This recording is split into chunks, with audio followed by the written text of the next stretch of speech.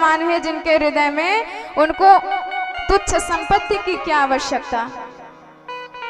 ऐसे भावों को जब प्रकट किया रुक्मणी मैया ने, भगवान इतने गदगद हो गए, उन्होंने कहा कि देवी जी हम तो समझ ही नहीं पाए, यदि आज आपसे परिहास ना करते तो आपकी बुद्धिमत्ता का परिचय भी ना जान पाते। हम कभी समझ ही ना पाते कि आप इतनी ज्यादा पढ़ी लिखी हो, इतनी ज्यादा ज्ञानवान हो। आपने तो मेरे सारे प्रश्नों के अर्थ ही गजब से लगा दिए। इस प्रकार भगवान अपने परिजन में बड़े आनंद से समय व्यतीत करते हैं। कालांतर में भगवान के बेटों के भी विवाह हुए, पोतों के भी विवाह हुए। महाराज प्रद्युम्न के पुत्र थे अनिरुद्ध जी महाराज, और जिनका 2 विवाह हुआ और दोनों में ही बड़ी जोरदार लड़ाई भई। और एक विवाह में तो साक्षात नारायण प्रभु को शिव जी के साथ युद्ध करना पड़ा। शोणितपुर में बाणासुर नाम का दैत्य रहता है, जिसकी बेटी का नाम है उषा, और इसकी सखी है चित्रलेखा। एक दिन उषा जी ने स्वप्न देखा, और स्वप्न में किसी पुरुष से इनका विवाह हो गया। और जब स्वप्न से जगी तो अपनी सखी चित्रलेखा से बताया कि मुझे विवाह करना है तो इसी पुरुष से करना है, नहीं तो मैं कभी विवाह नहीं करूंगी। अब चित्रलेखा बड़ी मायावी थी, उसने जगत में जितने पुरुष रहते हैं सबका चित्र बनाया। और चित्र बनाते बनाते जब अनिरुद्ध जी का चित्र बना, उषा जी ने पहचान लिया कि यही है। तो चित्रलेखा ने कहा कि आप चिंता मत करो, हम इन्हें तुरंत लाएंगे।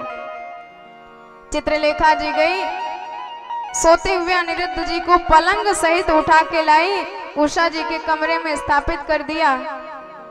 अब जब अनिरुद्ध जगे तो दोनों ने सहमति से एक दूसरे को वरमाला पहना के विवाह कर लिया। और एक दिन अनिरुद्ध जी उसके कमरे में विराजमान ही थे कि उनको किसी बात पर हंसी आ गई। और जब सेनापति ने यह हंसी की आवाज सुनी तो बाणासुर को बताया कि महाराज आपके कन्या में दोष है, दूषण है, क्योंकि मैंने किसी पुरुष की आवाज इनके कमरे से सुनी है। बाणासुर बड़ा क्रोधित हुआ, और जब कमरे में आया अनिरुद्ध जी को पाया तो इनको ले जाके कैद खाने में कैद कर दिया। इधर नारद जी गए, द्वारकाधीश को बताया कि आप यहाँ आराम से आनंद ले रहे हैं और आपके पोते अनिरुद्ध जी जेल की हवा खा रहे हैं। अब भगवान को बड़ी क्रोध आई, पूरी नारायणी सेना तैयार करी और सेना के साथ भगवान ने चढ़ाई कर दी शोणितपुर पर। और इधर एक शिव जी के द्वारा दिया गया ध्वज था कि जब यह ध्वज जिस दिन कट कर गिर जाएगा उसी दिन समझ लेना कि तेरे राज्य पर कोई विपत्ति आने वाली है। और इधर भगवान नारायण ने चढ़ाई करी और उधर ध्वज गिर गया कट के। अब तो बाणासुर बड़ा घबराया, भोलेनाथ की शरण में गया। भोलेनाथ ने कहा कि चेला तू चिंता मत कर, हम स्वयं तेरी रक्षा करने के लिए आएंगे। और युद्ध करने के लिए साक्षात शिव जी आए। नारायण ने प्रणाम किया कि भोलेनाथ आप यहाँ कैसे? शिव जी ने कहा कि आप जिससे लड़ने आए हैं वह हमारा चेला है, इसीलिए हम गुरु जी लगते हैं, तो अपने चेला की रक्षा करने के लिए, युद्ध करने के लिए आए हैं। भगवान ने बहुत कहा कि इसने पाप किया है, गलत कार्य किया है, इसलिए इसका वध करना है हमें। पर शिव जी भी डट के खड़े हो गए, आप हमको बिना हराए बाणासुर के पास नहीं जा सकते। भयंकर युद्ध प्रारंभ हो गया। दोनों देवताओं ने अपनी अपनी शक्ति चला दी एक दूसरे के ऊपर। भगवान शिव ने पाशुपति अस्त्र और इधर भगवान नारायण ने नारायण अस्त्र का संधान कर दिया। बाद में महर्षियों ने आके समझाया कि यदि आप दोनों विभूति टकरा गई तो सारे संसार में प्रलय आ जाएगा। और जब दोनों ने अपने अस्त्रों को शांत किया तो अब अपने अपने ज्वर को लड़ने के लिए भेजा। भगवान विष्णु ने वैष्णव ज्वर को भेजा और भगवान शिव ने माहेश्वर ज्वर को भेजा और वैष्णव ज्वर ने माहेश्वर ज्वर को हराया। तो माहेश्वर ज्वर ने 2 श्लोकों में वैष्णव ज्वर की स्तुति गाई और इस श्लोकों का जो भी पाठ करता है उसके ऊपर बुखार का असर नहीं होता है। नमस्ये त्वानंत शक्तिं परेशं सर्वात्मानं केवलं ज्ञप्तिमात्रम्।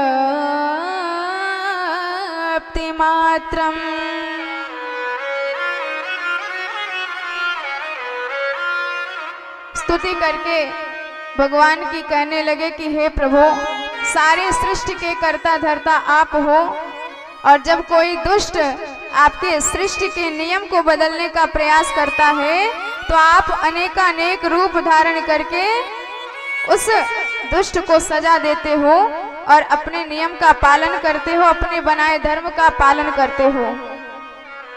भगवान संतुष्ट हुए और जब सब हट गए भगवान ने अपने चक्र सुदर्शन से बाणासुर के पास 1000 हाथ थे काटना प्रारंभ किया। काटते काटते जब 4 हाथ बचे भगवान भोलेनाथ आकर नारायण से कहने लगे कि प्रभु मेरा चेला है इसलिए जरा अपनी कृपा कर दो। तो शिव जी के कहने से चतुर्भुज रूप धारी करके भगवान ने बाणासुर को छोड़ दिया और इस प्रकार अनिरुद्ध और उषा जी को द्वारका में ले आए।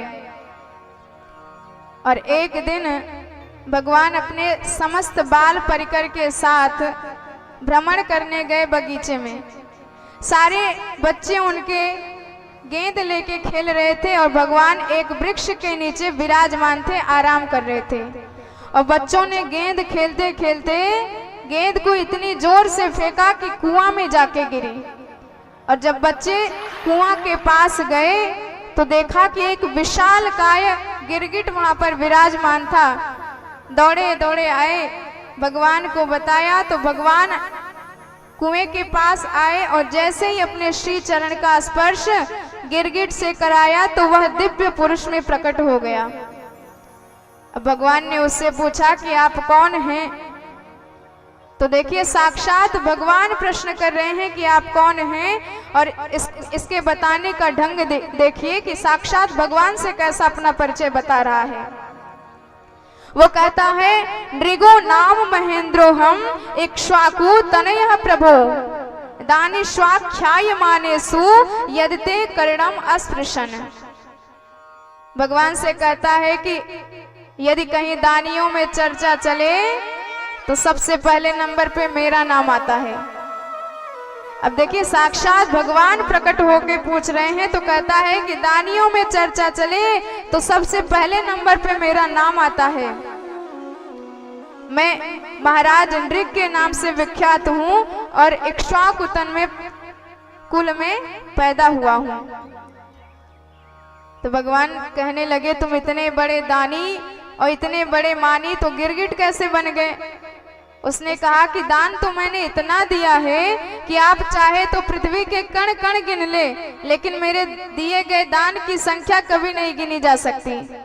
आप चाहे तो आकाश के तारे गिन ले, लेकिन मैंने इतना दान दिया है कि कोई इसकी गणना नहीं कर सकता। गलती सिर्फ एक हो गई।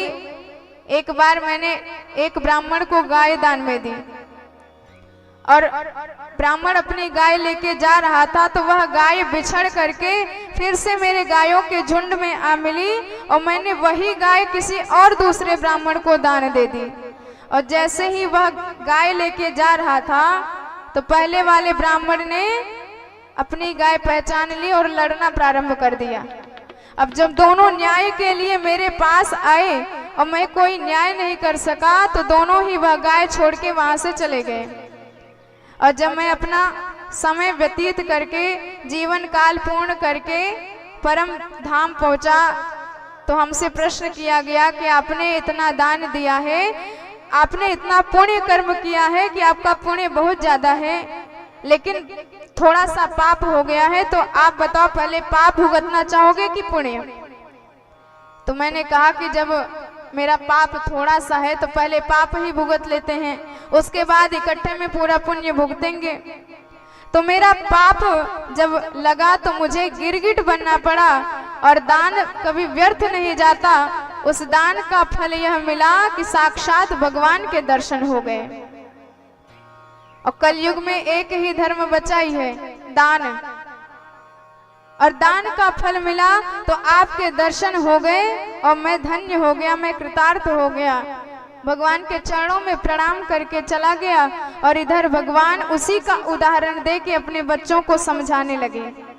भगवान कहते हैं कि देखो बच्चों, उसने गलती से ब्राह्मण का अपमान कर दिया तो उसे इतना बड़ा गिरगिट बनना पड़ा, और कोई यदि जानबूझ के ब्राह्मण के धन का हरण करता है तो उसे कितना ज्यादा पातक लगता है, इसकी तो कोई कल्पना भी नहीं कर सकता। कोई विष खा ले तो मैं समर्थ हूं कि उसे बचा लूंगा, कोई पहाड़ से गिरने लगे तो मैं उसे बचा लूंगा, कोई अग्नि में जलने लगे तब भी बचा लूंगा, लेकिन यदि कोई ब्राह्मण का धन हरण कर जाए तो मैं नारायण सबसे पहले उसका नाश करता हूं। ना हम हालाहलम मन्ये विषमयस्य प्रतिक्रिया ब्रह्म स्वं हि विषम प्रोक्ते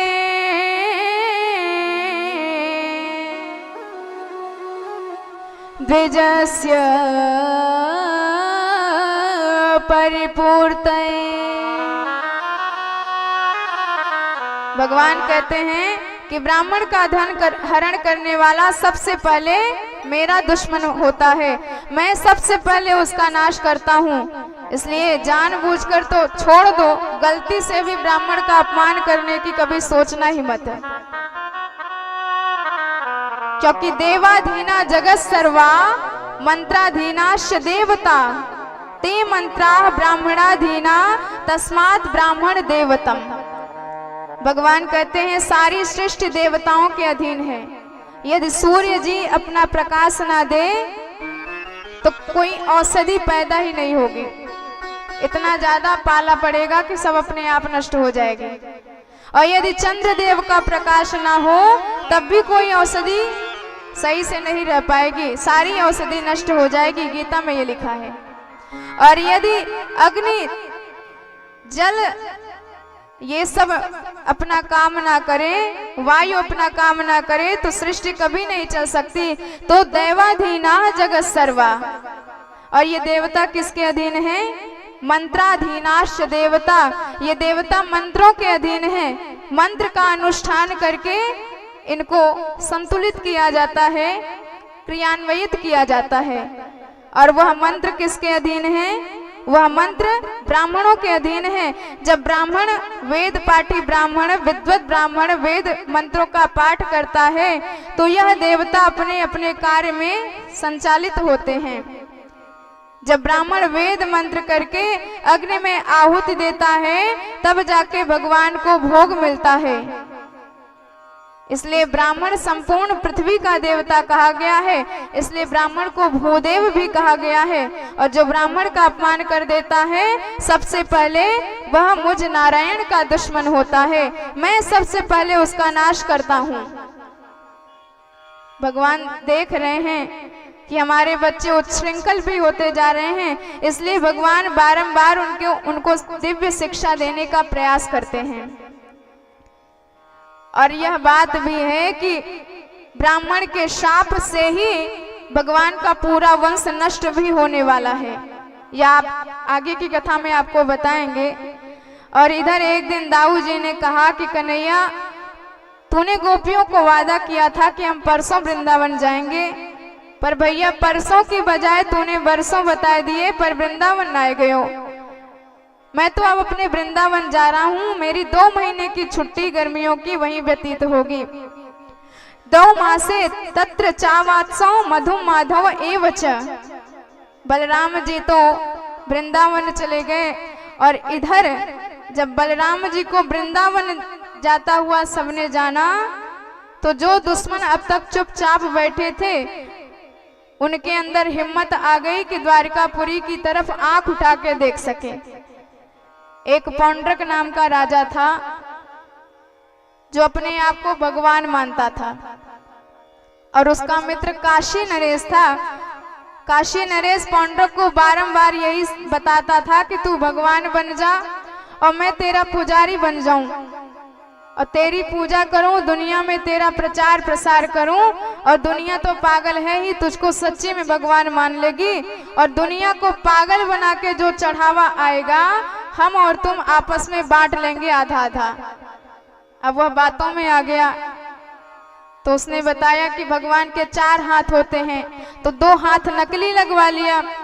काशी नरेश ने बताया कि भगवान गरुड़ पर डोलते हैं, शेषनाग पर शयन करते हैं, तो उसने नकली शेषनाग बनवा लिया, नकली गरुड़ वाहन बनवा लिया और ऐसा दिव्य कि बटन दबाए तो उड़ा के ऊपर ले जाए आकाश में। हाथों में नकली चक्र लगा लिया जो हमेशा डोलता रहता और देख देख कर सारी दुनिया पागल हो गई। अब तो दुनिया की सारी इसी की तरफ पूजा होने लगी, पूरी दुनिया बड़े भ्रमवश इसी की आरती गाने लगी, इसी की पूजा करने लगी, इसी को भोग लगाने लगी, इसी को चढ़ावा चढ़ाने लगी। ओम पौंड्रक देवाय नमः इतने ज्यादा चढ़ावा आने लगा कि इसका लालच और बढ़ गया। इसने सोचा कि आजकल दुनिया द्वारिकाधीश को भगवान मान रही है, यदि द्वारिकाधीश भी हस्ताक्षर कर दे कि तू भगवान है तो पूरी दुनिया सच में हमको भगवान मानने लगेगी। तो ये पौंड्रक देवता हैं जो अपने आप को भगवान समझ रहे हैं। तो जब काशी नरेश के कहने पर एक पत्र लिखा और द्वारिकाधीश में के पास भिजवा दिया और जैसे ही सुधर्मा सभा में भगवान ने यह पत्र पढ़ा तो भगवान को हंसी आ गई कि इस पत्र में लिखा था कि मैं नारायण जगत का पालन पोषण करने वाला अब पैदा हुआ हूँ, तुम तो नकली हो इसलिए तुम्हारी खैरियत इसी में है, अपना बोरिया बिस्तरा बांधो और यहाँ से खिसक लो। वासुदेव अवतीर्णो हम एक एव न चापरः भूतानाम अनुकंपार्थम त्वं तु मिथ्याभिदं त्यजः। भगवान ने दूत से कहा कि अपने भगवान को जाके यह बता दो कि उसको यहाँ आने की आवश्यकता नहीं, हम स्वयं उसके दर्शन करने वहां पहुंच रहे हैं।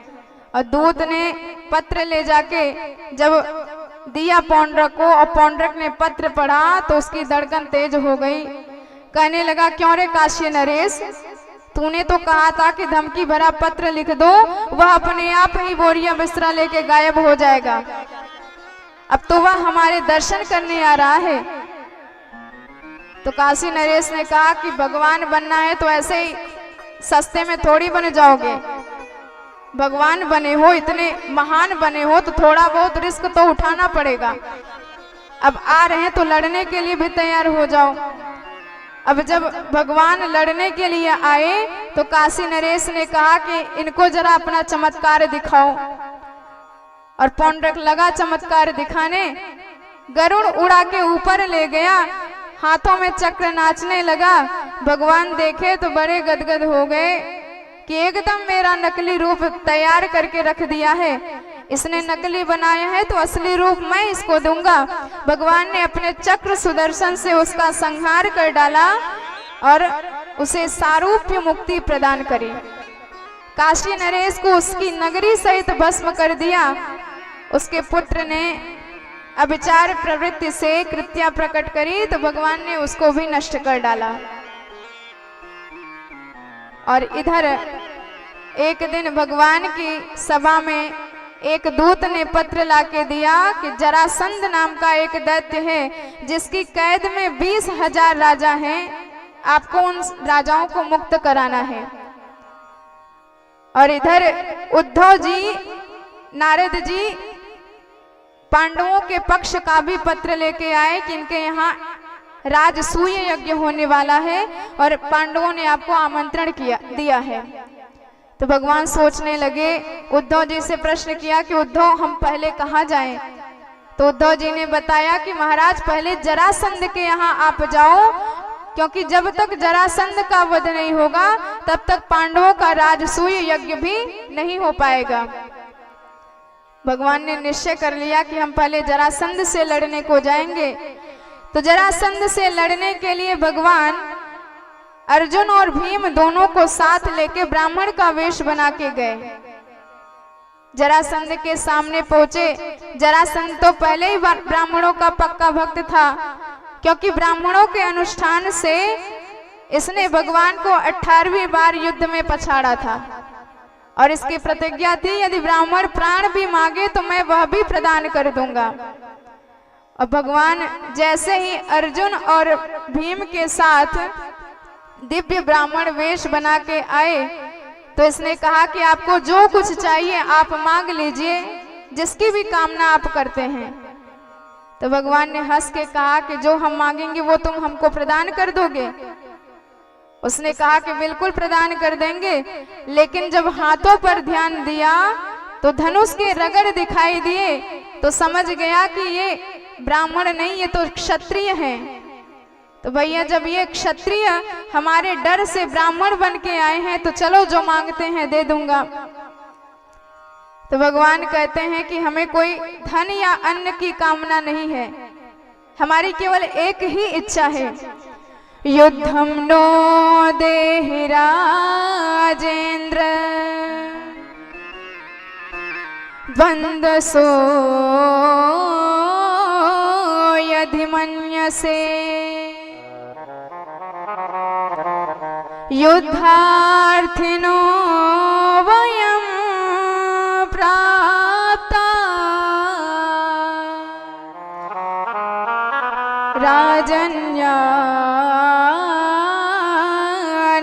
राजन्यानाकांक्षिणः। हमको तो केवल द्वंद युद्ध का आपदान दे दो। अब जब ये बातें सुनी तो पहचान गया कि ये वही मेरा ममेरा भाई कृष्ण कन्हैया है। हंसते हुए बोला कि अरे काले कपटी, यदि तू अपने वेश में मेरे सामने आता तब भी मैं तुझसे युद्ध करने के लिए तैयार हो जाता, लेकिन तू ब्राह्मण के वेश में आया है, इसलिए मैं रात्रि को तेरी सेवा करूंगा और दिन के वक्त तुझको द्वंद्व युद्ध का दान देता हूँ। लेकिन मेरे साथ युद्ध करेगा कौन? ये अर्जुन तो 1.5 हड्डी का दुबला पतला है, ये मेरी जोड़ीदार का नहीं है। और तू तो मेरा शत्रु है, तुझसे तो मैं युद्ध करूंगा नहीं, लेकिन ये तीसरा जो भीम है ये मेरे जैसा दिख रहा है, इसलिए मैं इसी के साथ युद्ध करूंगा, बाकी तुम सबकी सेवा करूंगा। अयम तु वैसा तुल्यो नाति सत्वो न में समः अर्जुनो न भवेद योद्धा भीमस्तुल्य बलो ही में। और इस प्रकार जब कहा तो अर्जुन को बड़ा घमंड हो गया, बड़ा अहंकार हो गया कि साक्षात द्वारिकाधीश को भी फेल कर दिया। गांडीवधारी अर्जुन भी फेल हो गए मेरे सामने, पास हुए तो केवल हम। अब भगवान को बड़ी हंसी आ गई कि मेरे भक्त सोचते हैं कि मैं सब कुछ कर रहा हूँ, भगवान सब कुछ मेरा कार्य निर्वहन कर रहे हैं और इनको लग रहा है कि मेरे बल पर सब कुछ हो रहा है। ये तो बाद में पता चल ही जाएगा। और जब युद्ध होने लगा, जरासंध ने इनकी नस नस ढीली कर दी। अब तो बेचारे दौड़ के आए ठाकुर जी के चरणों में, भगवान कल सुबह चलो यहाँ से भाग चलते हैं, क्योंकि यदि एक दिन और भी ज्यादा रहा तो मैं दूसरे दिन जीवित नहीं बचूंगा। भगवान ने कहा क्यों, तुमको तो पास किया था। तो भीम ने कहा कि सरकार ज्यादा मजाक ना उड़ाओ, प्राण की रक्षा करनी है तो वो बताओ। भगवान ने कहा कल युद्ध करते करते हमारी तरफ देखना। और जब युद्ध करते करते भीम ने भगवान की तरफ देखा तो भगवान ने एक तिनका उठाया और तिनके को बीच में से चीर के अलग अलग दिशाओं में फेंक दिया। भीम समझ गया और जरासंध को पटक करके उसके एक पैर को दबा करके दूसरे पैर से उखाड़ लिया और अलग अलग दिशाओं में फेंक दिया इस तरह जरासंध का भी उद्धार हो गया। अब जब कैद में से 20,000 राजाओं को निकाला गया और जैसे ही सबने भगवान के दर्शन किए तो उनको लगा कि मानो भगवान के रत्नारे नेत्र से इतने अमृत जल प्रवाहित हो रहे हैं कि हम उसका निरंतर पान कर रहे हैं। भगवान के शरीर से इतनी शांति युक्त तेज निकल रहा है कि हमारे समस्त पाप ताप संताप उसमें शमित हो जाते हैं। भगवान के दिव्य चरणों की भक्ति हमें प्राप्त हो जाए तो हमारे जीवन मरण की चक्की से हमको मुक्ति मिल जाए। भगवान के चरणों में समस्त निवेदित हो गए, बड़े भाव से भगवान की स्तुति करने लगे। नमस्ते देव देवेश प्रपन्नार्ति हराव्ययः प्रपन्नान पाहि नः कृष्णः निर्विणान घोर सम्मिते। और एक बात तो बड़ी बढ़िया कही, कृष्णाय वासुदेवाय हरये परमात्मने प्रणत क्लेश नाशाय गोविंदाय नमो नमः। ये श्रीमद् भागवत का सबसे संकट मोचन मंत्र है। यदि आपको जब भी लगे कि हमारे ऊपर चारों तरफ से विपत्ति आ गई है, चारों तरफ हम संकट से घिर चुके हैं, अब रक्षा करने वाला कोई नहीं है, तो उसी समय यदि आपने इस मंत्र का अनुष्ठान करना प्रारंभ कर दिया तो ठाकुर जी की कृपा आपके ऊपर बरसने लगेगी। अपने आप आपके सारे संकट आपसे दूर टल जाएंगे। तो इस प्रकार भगवान ने सबकी रक्षा करी। उन्होंने पराभक्ति का वरदान मांगा तो भगवान ने उनको पराभक्ति का वरदान दिया और जीवन मरण की चक्की से उनको मुक्त कर दिया। सबकी रक्षा करके आए और अब इधर राजसूय यज्ञ प्रारंभ हुआ। किसी ने तो विरोध नहीं किया भगवान के प्रथम पूजन पर, लेकिन शिशुपाल बिगड़ गया, भगवान को गाली पे गाली देने लगा। और भगवान ने बुआ से अपने प्रतिज्ञा करी थी कि इसके 100 गलतियों को माफ करूंगा, यदि 100 से एक भी ज्यादा गलती भई तो फिर मैं इसके प्राण का हरण कर लूंगा। और जैसे ही गालियों की संख्या 100 से बढ़ के 101 हुई, भगवान ने अपने चक्र सुदर्शन से उसका वध कर दिया। उसके शरीर का समस्त तेज भगवान के चरणों में विलीन हो गया। तो आपको पहले ही बताया था कि यदि भगवान को कोई द्वेष से भी याद करता है तो भगवान उसका भी उद्धार कर देते हैं, उसके उसी भाव को स्वीकार करके भव से उसका बेड़ा पार कर देते हैं। जब राजसूय यज्ञ होने लगा तो उसमें युधिष्ठिर के द्वारा आमंत्रित दुर्योधन भी आया और दुर्योधन को जल में थल और थल में जल का भेद हुआ और द्रौपदी उसका अपमान कर बैठी और उसने भी घोर प्रतिज्ञा कर ली कि किसी ना किसी दिन मैं भी पांडवों पर हंसूंगा। द्रौपदी जी का अपमान करने लगा जुए में हरा करके। तो भगवान इतने दयालु हैं, द्रौपदी जी के एक धागे को स्वीकार करके ठाकुर जी ने अनंतानंत धागे देकर उनकी रक्षा करी। एक बार जब हमारे ठाकुर जी की अंगुली कट गई थी और रक्त प्रवाहित होने लगा था, और जब भगवान की यह दशा देखी, जितनी पट्ट रानियां थी सब बड़ी घबराई, कोई रोने लगी, कोई चीखने लगी। पर जैसे ही द्रौपदी मैया ने देखा तो तुरंत बिना कुछ सोचे हुए अपने साड़ी के पल्लू को फाड़ा और भगवान की अंगुली में लपेट दिया।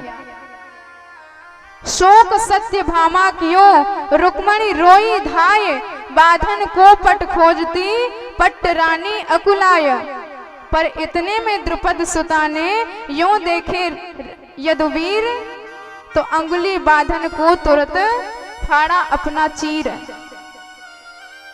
भगवान द्रौपदी मैया की सेवा देख के इतने गदगद हो गए। उन्होंने कहा कि बहन, आपको इतनी ज्यादा सेवा करने की क्या आवश्यकता थी? आप तो भक्त तो थोड़ी थोड़ी सेवा करके मुझे अपना ऋणिया बना डालते हैं। विदुर जी ने छिलका बना खिला के भगवान को अपना ऋणिया बना लिया और इधर द्रौपदी ने 2-4 धागे बांध के भगवान को अपना ऋणिया बना लिया।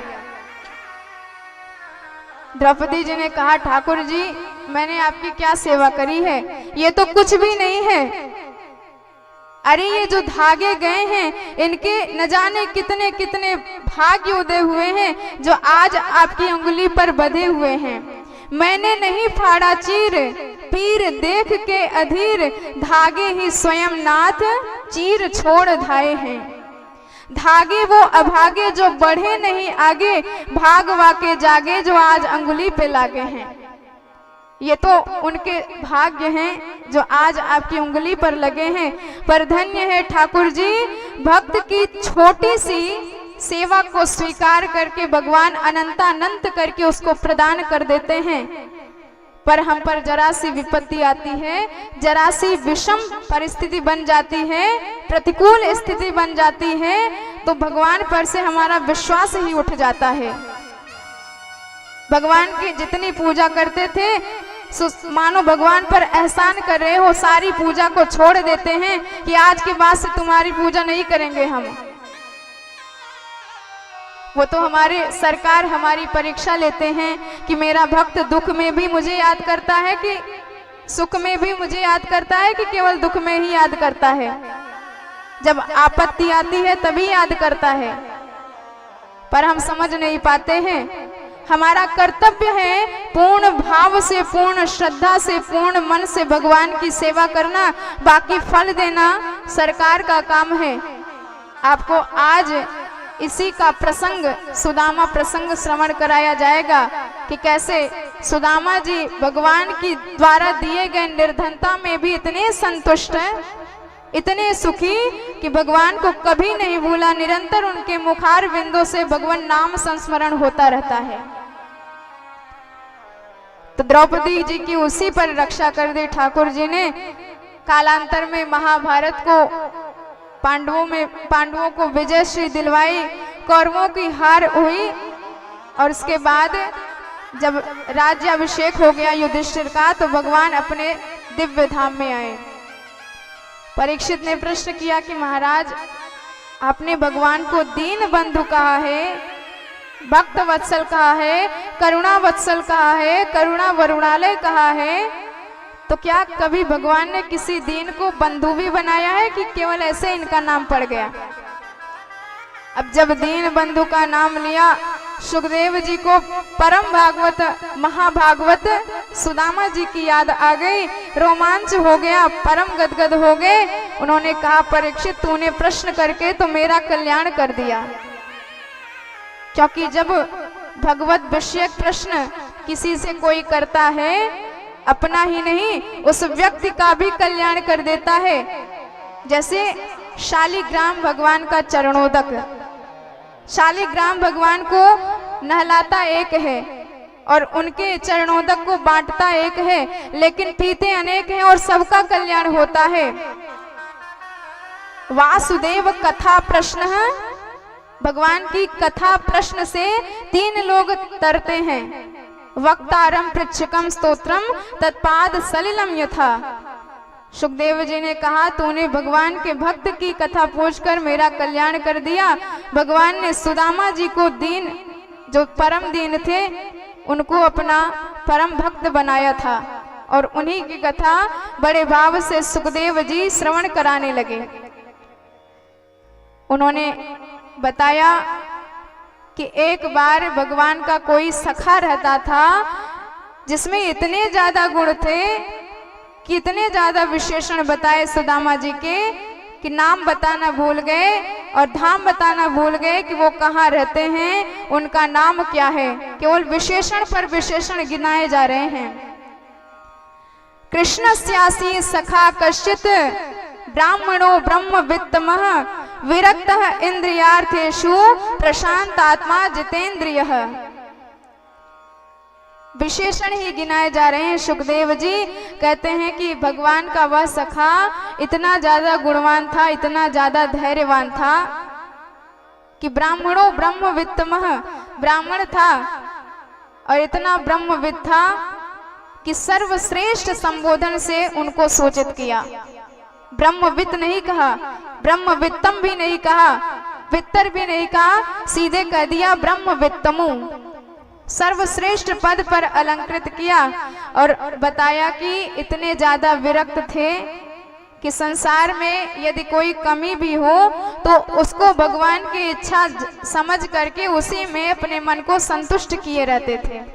विरक्त इंद्रियार्थेषु प्रशांत आत्मा जितेंद्रिय, परम शांत थे, इंद्रियों के विषय से सर्वथा विरक्त थे। और जब इनके पत्नी के चरित्र बताने लगे तो कहते हैं दरिद्रा सीध माना सा वेप मानाभिगम्य था।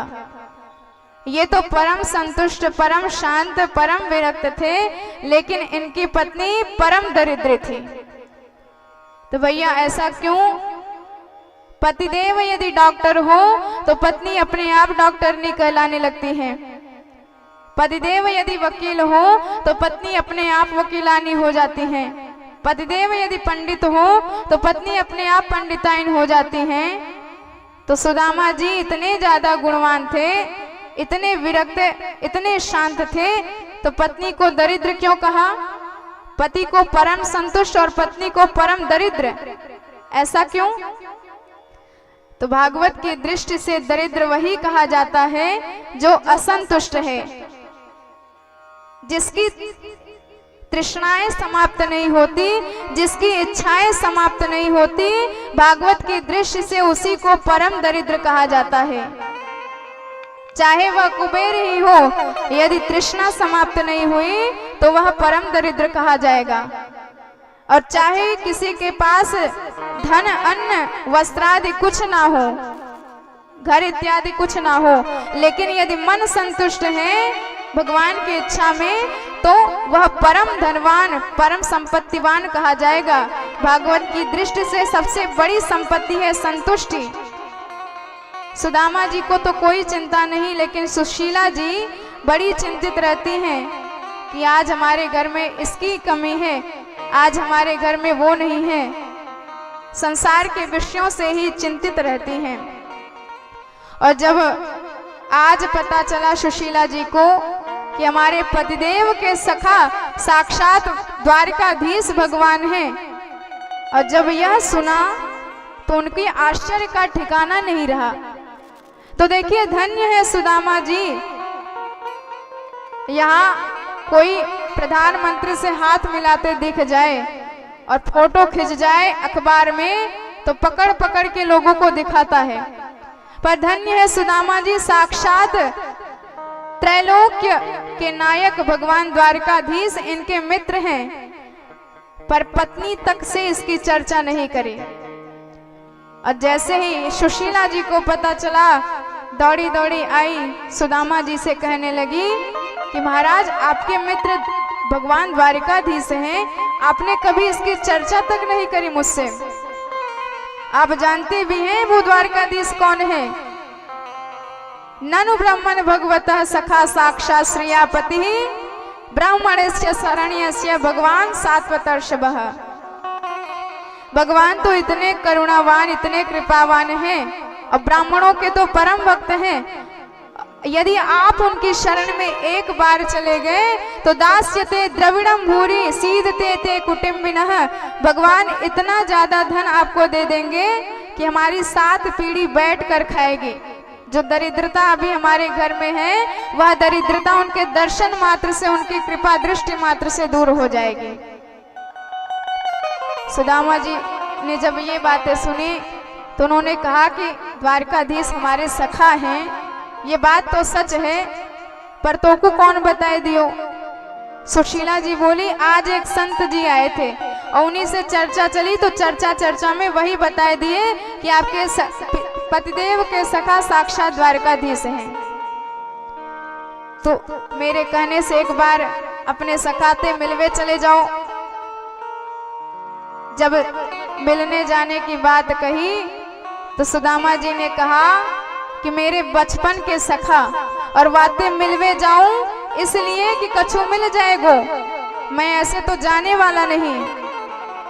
सुशीला जी समझ गई कि ये पक्के सिद्धांतवादी हैं, यदि लेने देने की बातें ज्यादा करी तो ये कभी नहीं जाने वाले। तो उन्होंने निवेदित किया महाराज मैं कहाँ कहती हूँ कि कुछ मिल ही जाएगा। अरे ब्राह्मण को तो संतोषी होना चाहिए, हर स्थिति में प्रसन्न रहना चाहिए, लेकिन मैं केवल इतना चाहती हूँ कि आपके बचपन के सखा है, बचपन से भेंट नहीं भई, तो कम से कम एक बार तो जाए के बातें भेंट कर आओ। इतने पर सुदामा जी ने कहा, बात तो तेने मेरे मन की कह दी, मेरे मन में भी अयम ही परमम लाभ हो, मेरे मन में भी परम इच्छा है कि उसके दर्शन है जाएं। लेकिन देवी कुछ स्थान ऐसे होते हैं जहां पर खाली हाथ नहीं जाया जाता, और जब घर में देखता हूं तो घर में फूटी कौड़ी भी नहीं दिखाई देती, तो मेरा मन पीछे हो जाता है। और इतना बड़ा आज वह राजा बन गया है, पता नहीं मेरी याद भी होगी कि नहीं, उसे पता नहीं रहता कहाँ है, मुझे उसके स्थान का भी पता नहीं, और मुझे पहचान पाएगा कि नहीं, मुझे स्वीकार करेगा कि नहीं। अनेक मेरे मन में विचार चलते हैं, इसलिए चाह कर भी नहीं जा पाता, लेकिन मन में बड़ी तीव्र इच्छा है कि काऊ दिना बातें में ले आऊं। तो सुशीला जी ने कहा, जब इतनी ज्यादा इच्छा है तो सोचने की क्या जरूरत है। रही बात कछु भेंट की, तो आप तैयार है जाओ, मैं भेंट की तैयारी अभी कर देती हूँ। सुशीला जी सुदामा जी को तैयार कर दी कि आपको जाना ही पड़ेगा, और उनको तैयार करके इधर आई। 4 ब्राह्मणियों के घर से 4 मुट्ठी अलग अलग चावल मांग लाई। या चित्वा चतुरो मुष्टिन विप्रान पृथक तंडुलान चैल खंडेन तान बद्ध्वा भर्त्रे प्रादाद उपायनम। सुशीला जी अनाज तो मांग लाई, चावल तो मांग लाई, लेकिन जब उन्होंने देखा किसको बांधे किसमें, और पूरे घर में दृष्टि घुमाई, तो वस्त्र का टुकड़ा भी नहीं नजर आया। सुशीला जी बड़ी व्यथित हृदय से सोच रही हैं कि किसमें बांधे, किसमें बांध कर तैयार करके इनको दें। तब तक दिखाई दिया एक वस्त्र जो कई जगहों से फटा पुराना था।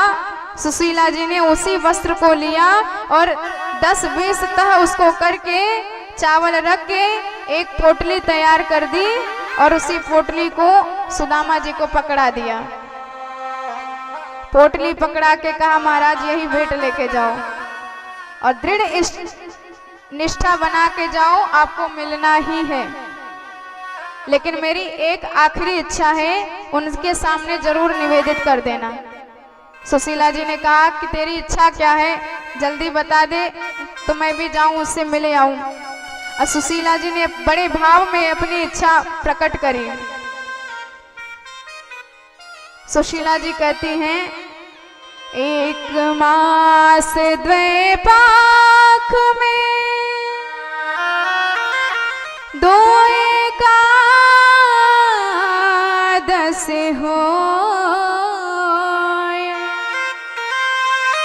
सो प्रभु दीन दयाल ने नित प्रतिदिन मोय। सुशीला जी सुदामा जी से कहती हैं कि भगवान से मेरी यही इच्छा निवेदित कर देना कि प्रभु आपके वैष्णवों के घर में 1 महीने में 2 एकादशी पड़ती है, लेकिन मेरे घर आपकी इतनी ज्यादा कृपा बरस रही है कि नित्य प्रति एकादशी मनती रहती है।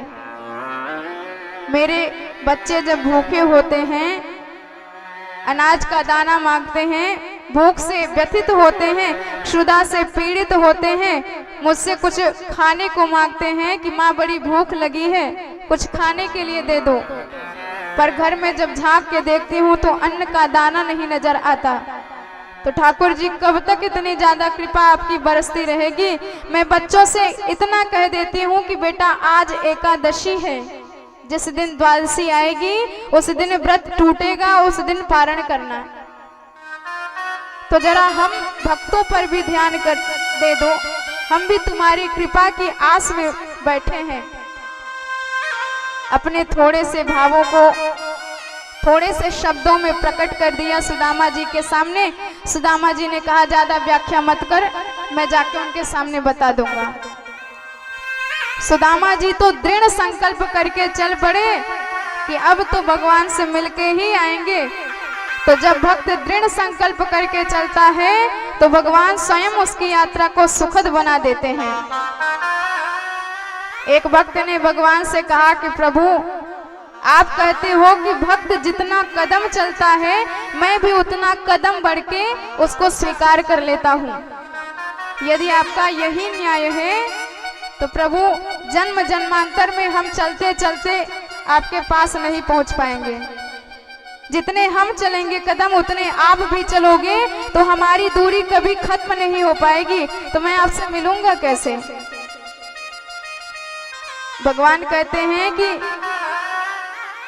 भगवान ने उस यात्रा को थोड़ा और सरल बना दिया। भगवान ने कहा, बात तेरी ठीक है, तू जितना कदम बढ़ाएगा उतनी ही कदम मैं भी बढ़ा के तुझे स्वीकार करूंगा।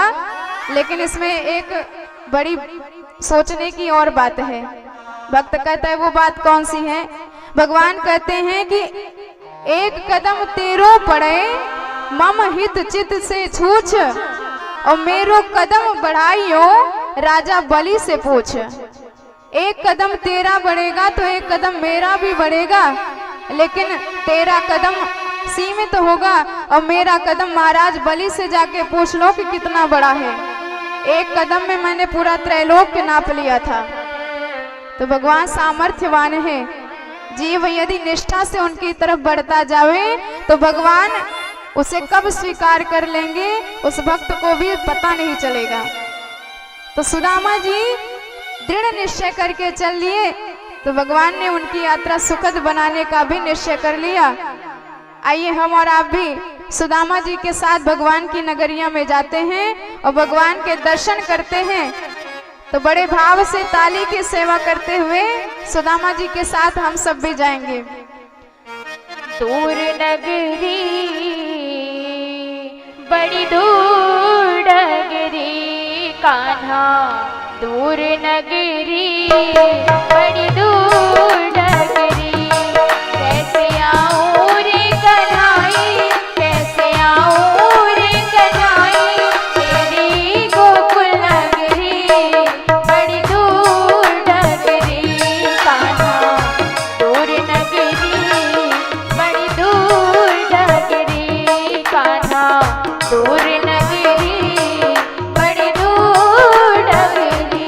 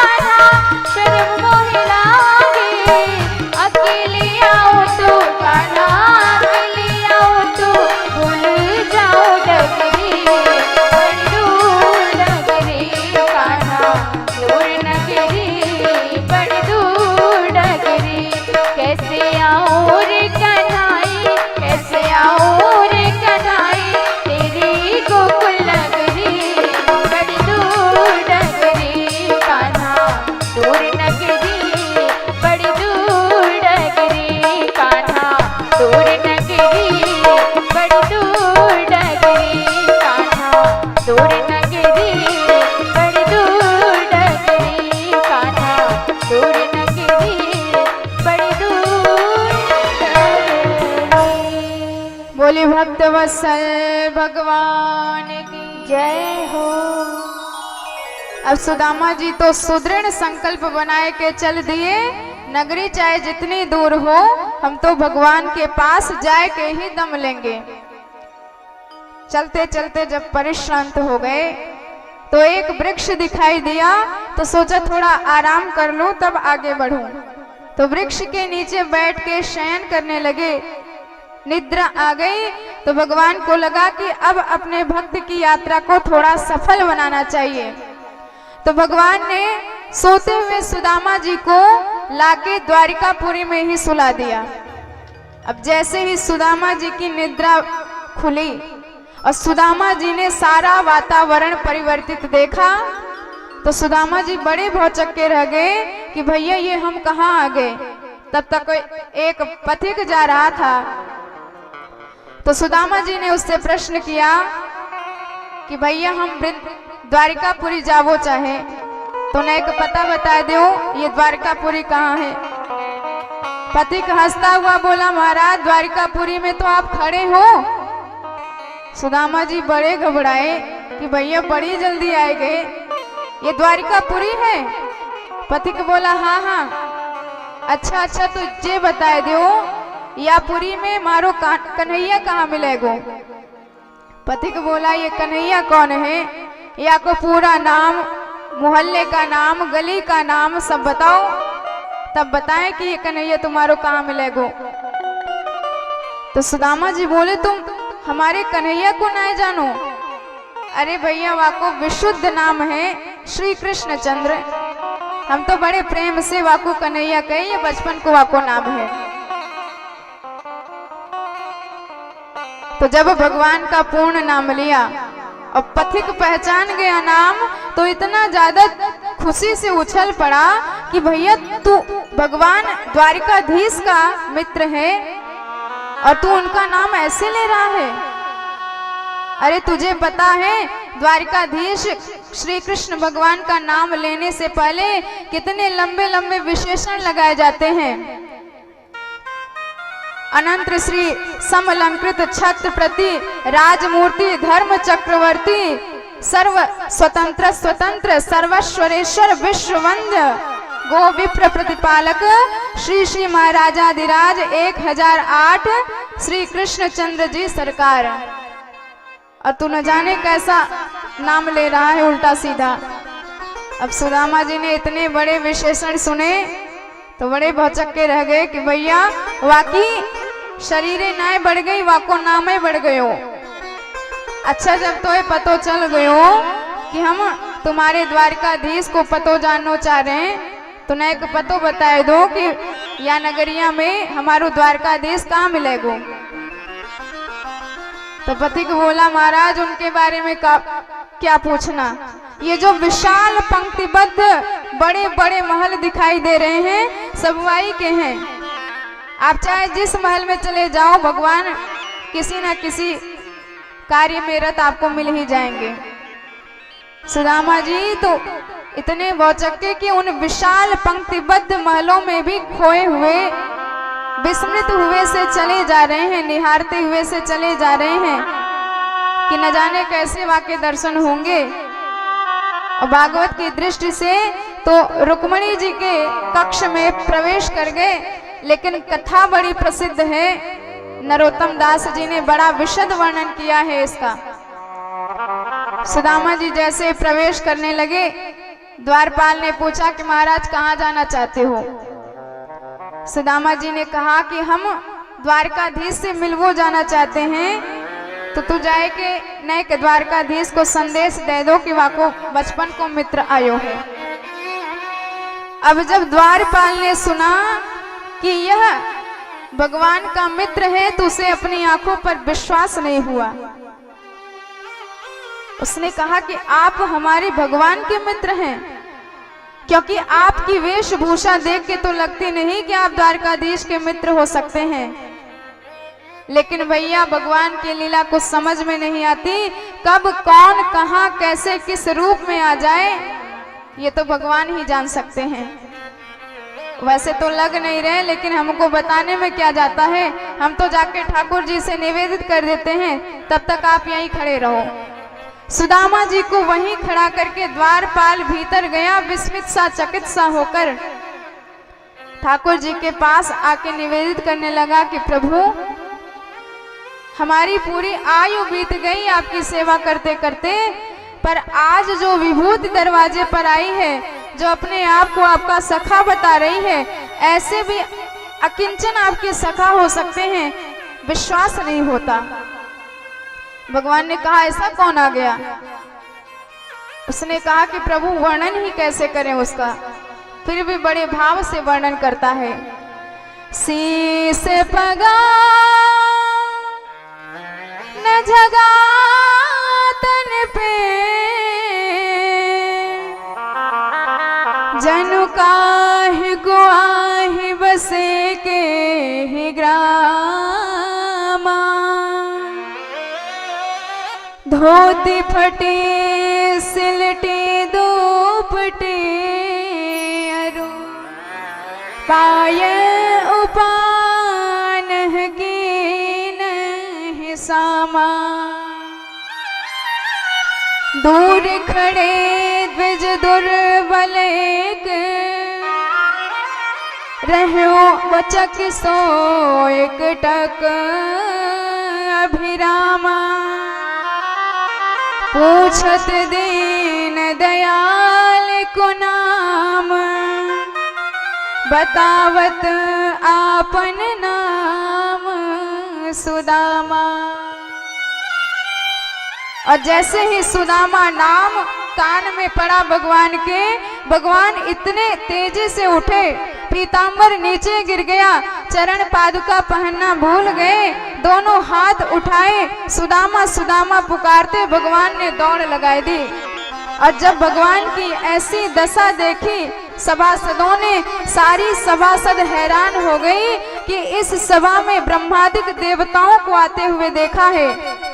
बड़े बड़े देवता आए, लेकिन जो भी आए भगवान के चरण में अपने शीश झुकाए, अपने मुकुट नवाए, पर न जाने आज कौन सी ऐसी विभूति आ गई है जिसके लिए ठाकुर जी इतने ज्यादा उतावले हो गए हैं, इतने ज्यादा विकल हो गए हैं कि सारी अपनी सुध भूल कर बिसर कर भागे चले जा रहे हैं। सारी सभा स्तब्ध हो गई, भगवान आगे आगे भागे जा रहे हैं, सारे सभासद भगवान के पीछे पीछे भागे जा रहे हैं। भगवान भागते भागते 7 ड्योढ़ी पार दरवाजे पर पहुंच गए। बेचारे सुदामा जी संकल्प में गोते लगा रहे हैं, विकल्प में गोते लगा रहे हैं कि न जाने मेरी याद भी उसे होगी कि नहीं, मुझे पहचान पाएगा भी कि नहीं, मेरे नाम का स्मरण होगा कि नहीं, मुझे स्वीकार करेगा कि नहीं। सुदामा जी सोच ही रहे थे कि भगवान दोनों भुजा पसारे सुदामा जी के पास आए, और जैसे ही सुदामा जी को देखा, भगवान इतने भाव विवल हो गए कि सुदामा जी को पकड़कर अपने भुजा पास में जकड़ लिया और बड़े भाव से हृदय से लगा लिया। जब सुदामा जी को हृदय से लगाया, सुदामा जी अकस्मात इतना ज्यादा भगवान के प्रेम को पाकर विह्वल हो गए, शरीर की सुध नहीं रही, दोनों मित्रों के नेत्रों से अश्रुपात होने लगा, दोनों एक दूसरे से कुछ कह नहीं पा रहे हैं, कुछ बोल नहीं पा रहे हैं, केवल एक दूसरे के गले लगकर खड़े हैं। साश्रुकंठ वाणी मूक हो गई, कुछ बोल नहीं पा रहे हैं, कंठावरुद्ध हो गया। सुदामा जी को हाथ पकड़कर ठाकुर जी अपने दरबार में लेके आए।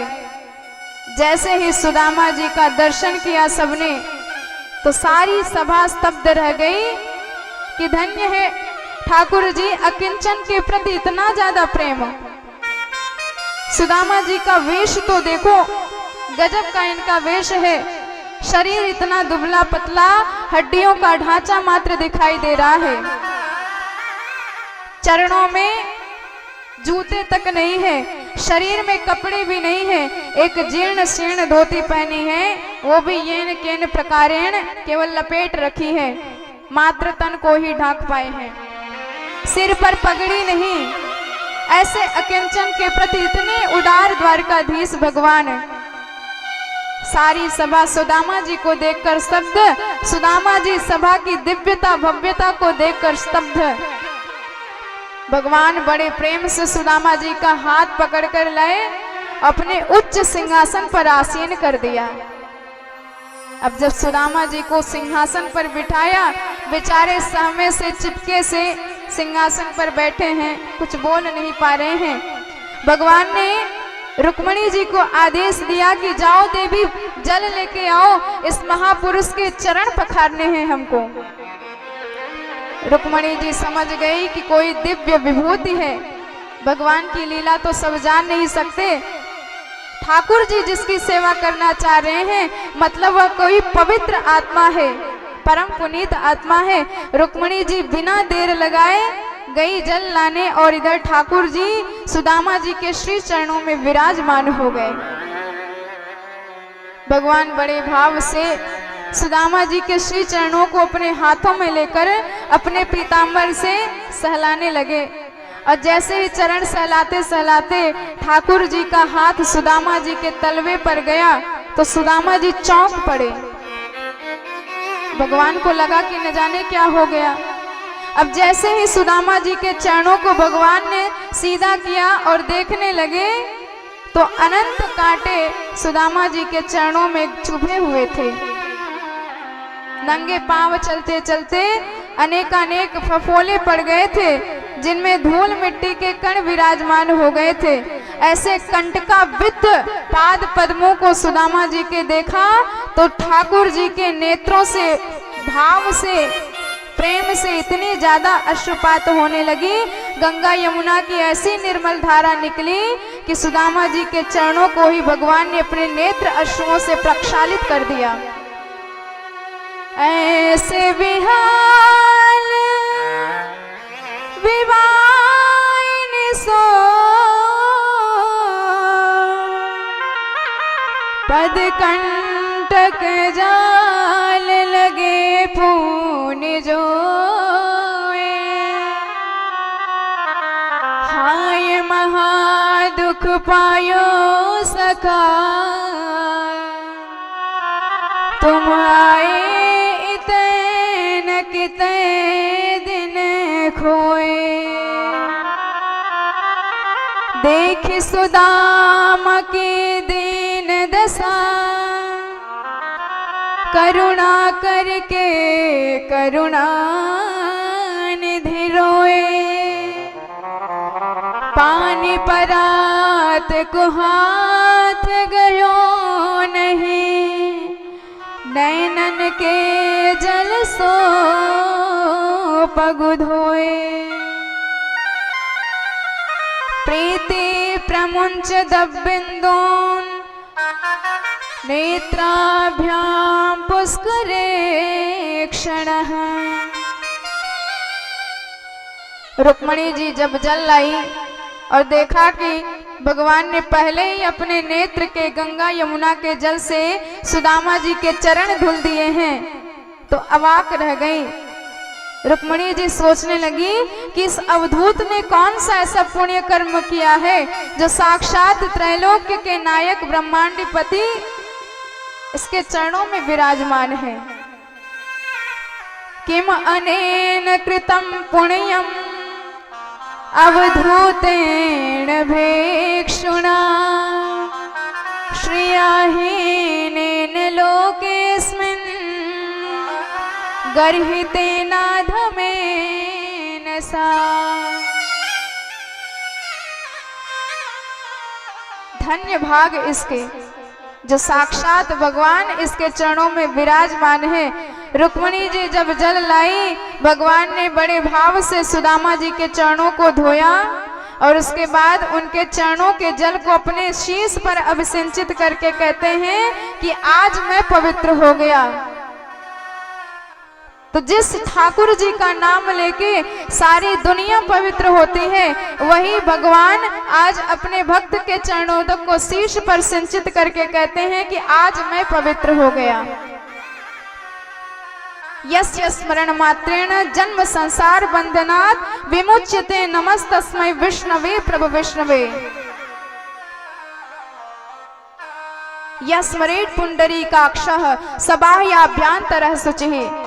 भगवान का नाम लेने से सारे पाप ताप संताप नष्ट हो जाते हैं। जन्म जन्मांतर के युग युगांतर के कल्प कल्पांतर के पाप भस्म हो जाते हैं। वही ठाकुर जी आज अपने भक्तों के चरणोदक से अपने आप को परम पावन पुनीत मान रहे हैं।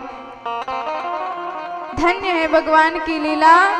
भगवान जिसको सम्मान देना चाहते हैं तो फिर उसकी क्या कही जाए, उसके भाग्य की कितनी सराहना करी जाए।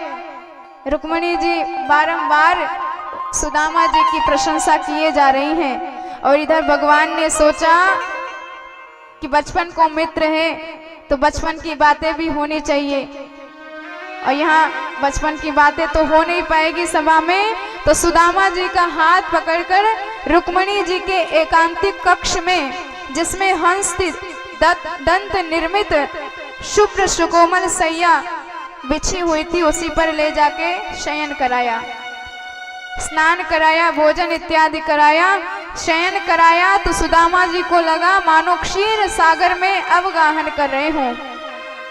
इतना भव्य आनंद मिला कि अपने आनंद की बात भगवान से कह नहीं पा रहे हैं, बता नहीं पा रहे हैं कि कितना आनंद हमको मिल रहा है। भगवान तो चाहते हैं कि बचपन का मित्र है, बचपन की सारी बातें अगर सामने आ जाएं तो याद ताजा हो जाएगी, सारे दुख अपने आप नष्ट हो जाएंगे। भगवान सुदामा जी के चरणों को दबाने लगे। अब सुदामा जी बारंबार मना करते हैं पर ठाकुर जी छोड़ते नहीं हैं। सुदामा जी जानते हैं कि ये बचपन को हठी है, ये सोई करे जो आके मन में रहे। और जब रुक्मिणी मैया ने देखा कि हमारे पति जब स्वयं सेवा में लगे हुए हैं, स्वयं पाद सेवन कर रहे हैं, तो मैं क्यों पीछे रहूं, तो पतिव्रता रुक्मिणी जी भी आई और सुदामा जी को पंखा झलने लगे।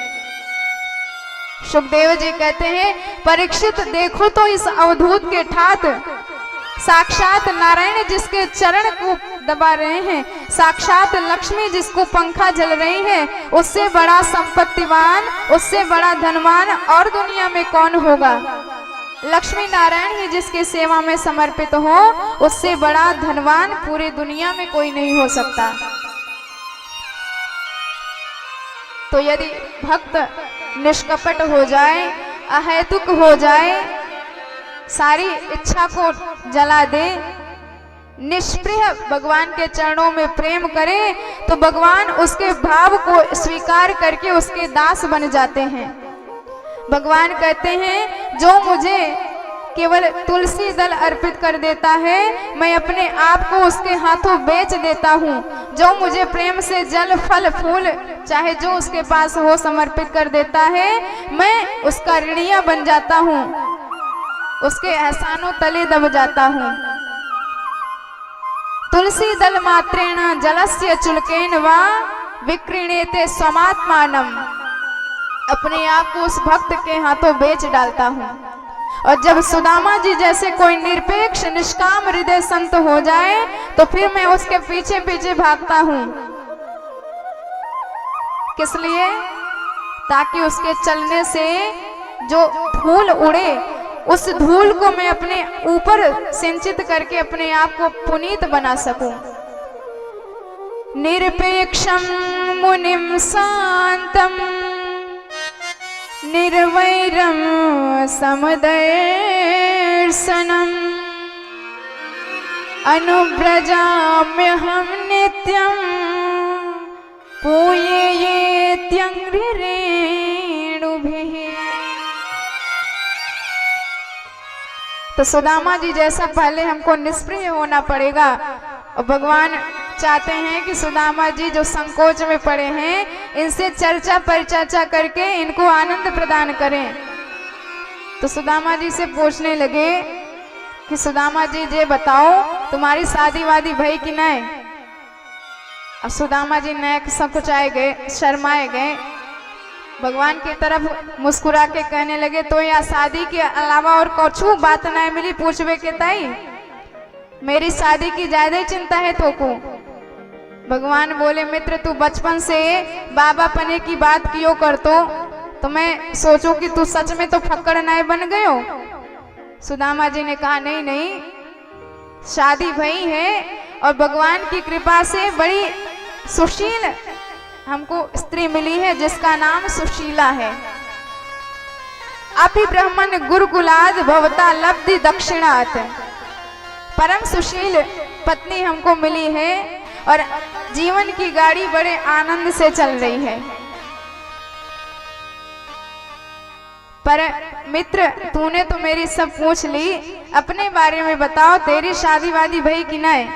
भगवान बोले, हमारे घर में बैठे हो, हम तो को बाद में सबसे इकट्ठे मिलाए देंगे, पर जे बताओ कि भाभी मेरे बारे में कछु जानती है कि नहीं? सुदामा जी बोले, मित्र तो सच्ची सच्ची बताऊं कि तेरी भाभी ने ही मुझे यहाँ तेरे पास भेजो है। वाई ने जब बहुत ज्यादा मेरे से कही तब मैं तुम्हारे पास आया मिलवे के ताई। भगवान बोले, अच्छा अच्छा, इसका अर्थ है कि आपने भाभी जी से मेरी चर्चा करी है। तो मित्र जब भाभी जी ने आपको मेरे पास भेजा है तो कछु ना कछु खाईवे पीवे के ताई भी भेजो होगो।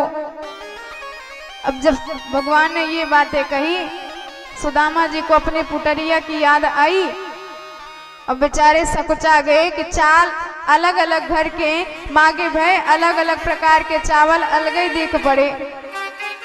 अब वह चावल मैं इसको उपहार में दे दूंगा तो क्या सोचेगा कि न जाने कहाँ का दरिद्री आ गया, भिकमंगा आ गया। तो हिम्मत नहीं भई कि कन्हैया को अपना वह उपहार भेंट दे सके। सुदामा जी कहने लगे, मित्र मेरे यहाँ का रखो जो तेरे ताई लेके आते। भगवान बोले, यदि लाए हो तो सीधे बताए दो, उल्टी सीधी बातें ना बताया करो। जबरदस्ती थोड़ी ना कहेंगे तुमसे कि दो हमको। तो सुदामा जी ने कहा, यदि ये बात है तो मैं कछु ना लायू तेरे ताई। तो भगवान बोले, मित्र मोहे लगता है कि तुम्हारी बचपन की आदतें अभी ना ठीक भई। का मतलब? भगवान बोले, बचपन की सारी बातें याद है कि सबरी भूल गए? सुदामा जी बोले, एक एक बात मुझे पक्की तरह से याद है। भगवान बोले, तब तो वो बात भी याद होगी कि एक दिन हम और आप समिधा बीनवे जंगल में गए थे और बड़ी भयंकर जोरदार बारिश भई और सर्दी में आपके दांत बड़ी तेजी से खटखटाए रहे थे। अब सुदामा जी जब ये बातें सुने तो उनको लगा कि ये तो कछु और ही पोल पटरी खोरवे वालो है। तो सुदामा जी प्रसंग बदल दिए।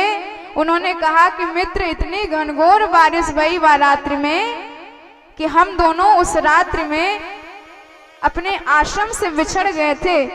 मित्र गुरुदेव हमको पूरी रात ढूंढते रहे, पूरी रात कृष्ण सुदामा पुकारते रहे, दो चार शिष्यों को लेकर हमारा निरीक्षण करते रहे, हमारी खोज करते रहे।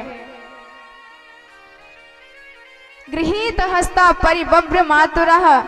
भगवान ने जब इस तरह, सुदामा जी ने जब इस तरह बताया तो भगवान बोले कि मित्र गुरुदेव की तो कृपा है, गुरुदेव तो अपने शिष्यों पर कृपा दिखाते ही रहते हैं। उन्होंने तो आशीर्वाद भी दिया था कि तुमने मेरे लिए इतना ज्यादा कष्ट उठाया है।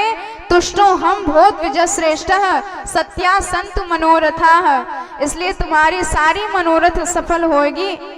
जो शिक्षा तुमने आश्रम में प्राप्त किया है वह कभी नष्ट नहीं होगी। ये तो गुरुदेव की कृपा थी, लेकिन मुझे लगता है तुम मेरा स्वभाव भूल गए। सुदामा जी ने कहा, क्या मतलब? भगवान ने कहा कि मेरा स्वभाव याद है कि नहीं?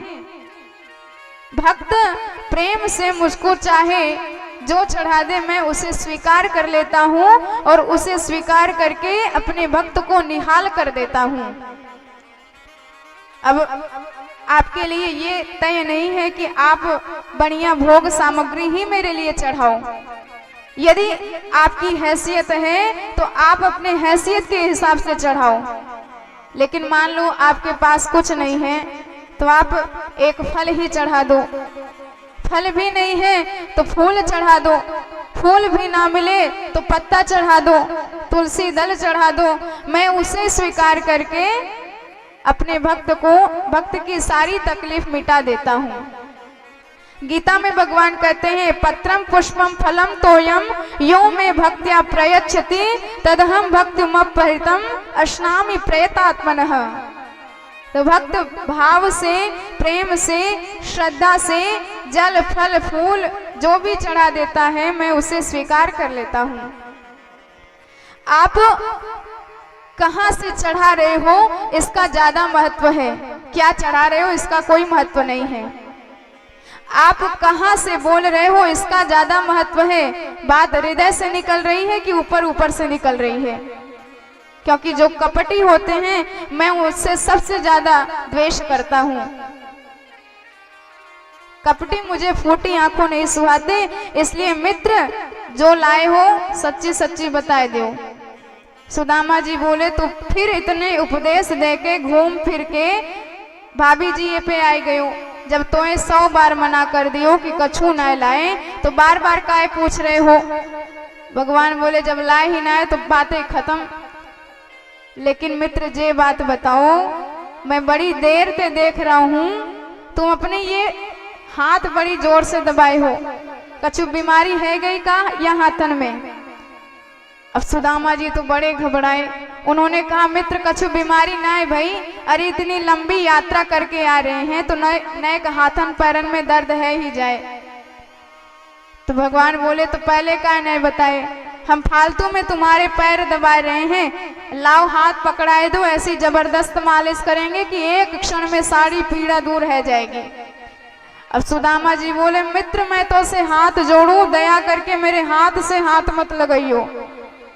खूब दाएं बाएं भये सुदामा जी, पर एक न माने कन्हैया और जबरदस्ती हाथ डाल के भगवान ने पुटरी खींच ली। और जैसे ही पुटरिया खींची भगवान बड़े गदगद हो गए, बड़े द्रवीभूत हो गए। करुणा वरुणालय भगवान ने बड़े भाव से पोटली को खोला और खोलते ही एक मुट्ठी चावल उठाया और उसका पान कर गए, अपने मुख में डाला और डालते ही सुदामा जी को संकल्प कर दिया एक लोक का।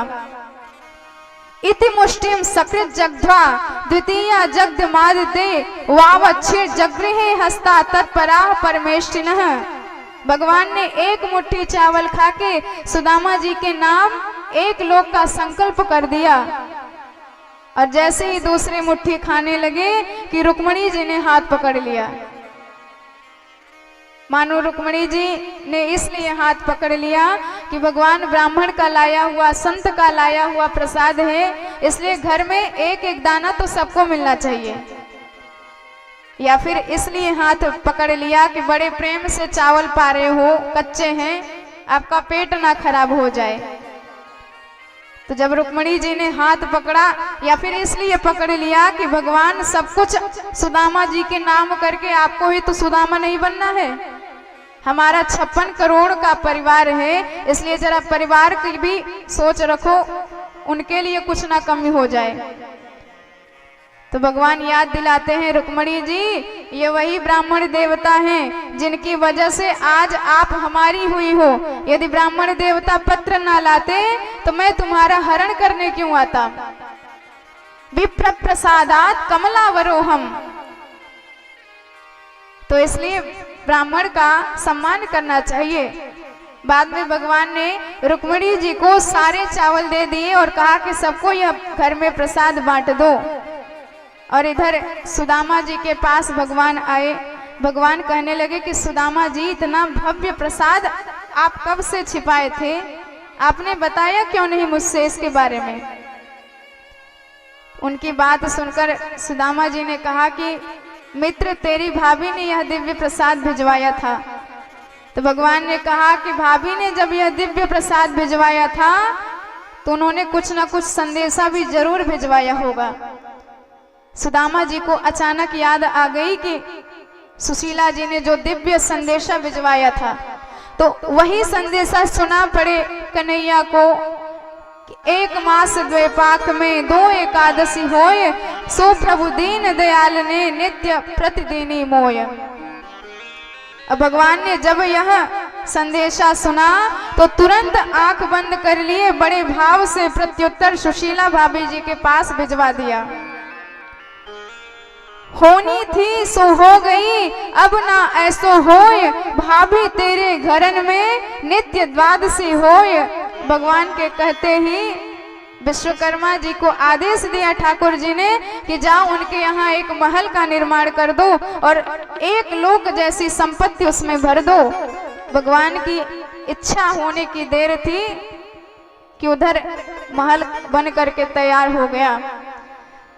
तो देखिए, यदि भक्त भगवान से अपनी इच्छा ना भी कहे तो भगवान सर्वांतर्यामी हैं, पहले ही उसकी प्रबंध कर देते हैं। सुदामा जी ने तो बाद में बताया अपनी इच्छा, अपने भावों को बाद में बताया, उससे पहले ही ठाकुर जी ने पूर्ण कर रखा था। तो देनहार कोई और है, भेजत है दिन रैन, लोग भरम हम पर करे, याते नीचे नैन। जब रहीम दास जी से किसी ने पूछा कि आप इतना ज्यादा दान देते हो तो फिर सर क्यों नीचे किए रखते हो, तो इस पर उन्होंने कहा कि भैया, देने वाला तो वह परब्रह्म परमात्मा है, वह भेजता रहता है और वह देता है, तो हमारी यह कर्तव्य है कि उसी धन को हम सबको दे करके खुद भी दाता बन जाएं। और कई लोग ऐसे होते हैं जो भगवान के धन को पाकर उसे दान देकर बड़ा अहंकार करने लगते हैं कि आज हमने इतना दान दिया है। तो देने वाले तो एक ही हैं, बाकी भिखारी सारी दुनिया, दाता एक राम। केवल राम जी देते हैं, बाकी सारी दुनिया उनसे लेती है। और लेकर आप संग्रह ना करो, आप भी उसको देकर दाता में अपना भी नाम लिखा लो। सुदामा जी ने कन्हैया से पूछा, मित्र तूने मेरी एक एक बात जान ली, पर अपने बारे में नाय बतायो कि तेरे विवाह भयो कि नाय। भगवान बोले, अब तुमको हम अपने घर वालियों से मिला ही देते हैं। भगवान ने रुक्मिणी जी को आदेश दिया कि जाओ देवी, अंदर आप जाके अंतःपुर में सबसे कह दो कि सब आके सुदामा जी के आशीर्वाद ले लें। अब तो सब सुदामा जी से आशीर्वाद लेने को आने लगी। सबसे पहले रुक्मिणी जी आई, बड़े भाव से चरणों में प्रणाम किया, महाराज जी प्रणाम। अब सुदामा जी ने भगवान की तरफ देखा कि लाला जी कौन आई गई, तो भगवान ने कहा कि मित्र ये हमारी धर्म पत्नी है। सुदामा जी बड़े गदगद भये, अच्छा अच्छा, और ढेरों आशीर्वाद गिनाए दिए, सौभाग्यवती भव, पति प्रिया भव, पुत्रवती भव। तब तक पीछे से सत्यभामा जी आई, प्रणाम की, महाराज जी प्रणाम। अब भगवान की तरफ फिर देखे सुदामा जी कि जे कौन आए गई। अब भगवान बोले, मित्र ये भी हमारी धर्म पत्नी है। और सुदामा जी बड़े मुस्कुराए, अच्छा अच्छा, 2-2 कर राखो है, बड़े ठाट है। फिर ढेरों आशीर्वाद सुदामा जी ने गिनाए दिए, सौभाग्यवती भव, पति प्रिया भव, पुत्रवती भव। तब तक पीछे से कालिंदी जी आई, महाराज जी प्रणाम। अब फिर देखे जे कौन आए गई। भगवान बोले, मित्र मोए बार बार बतावे में शर्म आ रही, इतना जान लीजो यास में जो भी आ रही है सब ते ही हैं। सुदामा जी बड़े गदगद भये कि कन्हैया लगता है 10-50 कर राखो है, तो पूरी संख्या कितनी है? भगवान बोले, जितनी है सब आपके सामने आ रही हैं, आप ही गिन लो। सुदामा जी बोले, चल ठीक, भेज सबन को। अब सुदामा जी सोचे कि ज्यादा से ज्यादा 10-50 होंगी। अब आशीर्वाद लेने वालों की तो लाइन लग गई। सुदामा जी बेचारे आशीर्वाद देते देते पागल है गए, हाथ से आशीर्वाद देते देते हाथ दुखन लगो और बोलते बोलते गरो बैठन लगो और गिनते गिनते खोपड़ी गरम है गई। सुदामा जी पागल हो गए। जब संख्या 5000 तक पहुंची तो भगवान की तरफ हाथ जोड़ के बोले, मित्र कृपा करके जे बताए दो कि अभी कितनी और बाकी हैं। भगवान बोले, मित्र अबे तो आधियों ना पहुंची। सुदामा जी बड़े घबराए। उन्होंने कहा कि ये बताओ कि अभी कितनी पूरी संख्या कितनी है तुम्हारी स्त्रियों की। तो भगवान कहते हैं मित्र 16,108। सुदामा जी की खिसक गई खाट। सुदामा जी इतने दुखी हो गए, इतने ज्यादा व्यथित हो गए, मित्र तैने मेरो कर दियो कल्याण। अरे 5,000 तक आशीर्वाद देते देते मेरो गरो बैठ गयो, हाथ दुखन लागे, खोपड़ी गर्म है गई।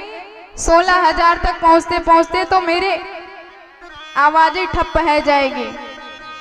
भगवान बोले मित्र तब तो तूने घर में लड़ाई करवा दी, अब बिना आशीर्वाद के आधी बुरा नहीं मान जाएंगी।